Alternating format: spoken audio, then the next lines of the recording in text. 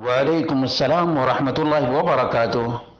اللہ رب العالمین خیر و عافیت میں رکھے اور سماج و معاشرے کے لیے اور امت کے لیے فعال بننے کی توفیق عطا فرمائے۔ سوال یہ تھا کہ میڈیکل اسٹوڈنٹ ہیں اور ڈیڈ باڈی لائی جاتی ہے اور اس پر ریسرچ کیا جاتا ہے، تو کیا اس طرح سے ایک مسلمان کے لیے کرنا درست اور جائز ہے؟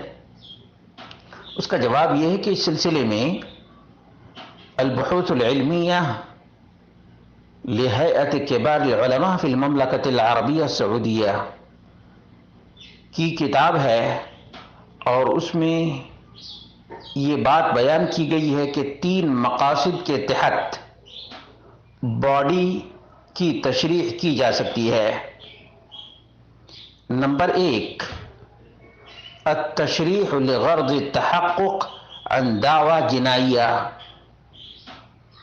کرمنل کیسز میں جب کرائم کا پتہ نہ چلے تو ایسی صورت میں باڈی کی تشریح کی جا سکتی ہے۔ نمبر 2، التشریح لغرض التحقق عن امراض وبائیہ۔ وبائی امراض جاننے کے لیے ڈیڈ باڈی کی تشریح اور اس کو چیک کیا جا سکتا ہے۔ لتتخذ على ضوئه الاحتیاطات الکفیلہ بالوقایۃ منها۔ مقصد یہ ہو کہ اس طرح سے معلوم ہو جائے گا کہ کون سا وائرس ہے جس کی وجہ سے یہ مرض اور یہ بیماری پھیلی ہے، تاکہ جو زندہ لوگ ہیں ان کو اس وائرس سے بچایا جا سکے۔ تیسرا جو مقصد ہو ڈیڈ باڈی کو تشریح کرنے کا، وہ یہ ہے کہ تشریح للغرض العلمی تعلما و تعلیما۔ جانکاری کے لیے، نالج کے لیے اور سکھانے کے لیے، نالج دینے کے لیے بھی ڈیڈ باڈی کی تشریح کی جا سکتی ہے، اور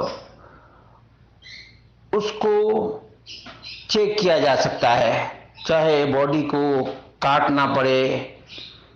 لیکن جو بعض شرائط ہیں اس کی تقریباً یہاں ضرورت نہیں ہے، البتہ یہ 3 اہم چیزیں ہیں اور یہ 3 اہم ترین پرپز ہیں۔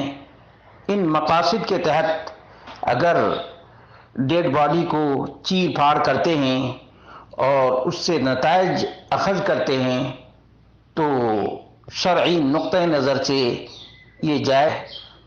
ایک تو کرمنل کیسز میں جب انویسٹیگیشن کی ضرورت پڑتی ہے تب، اور دوسرے یہ ہے کہ جب وبائی امراض وائرس کی وجہ سے زیادہ پھیلتے ہیں تو باڈی کو چیک کرتے ہیں، دیکھتے ہیں کہ کون سے وائرس کی وجہ سے موت ہوئی ہے۔ نمبر 3، سیکھنے اور سکھانے کی غرض سے بھی باڈی کو چیر پھاڑ کر کے چیک کر سکتے ہیں۔ بس اللہ رب العالمین سے دعا کرتے ہیں اللہ رب العالمین تمام تر مشکلات سے محفوظ رکھے۔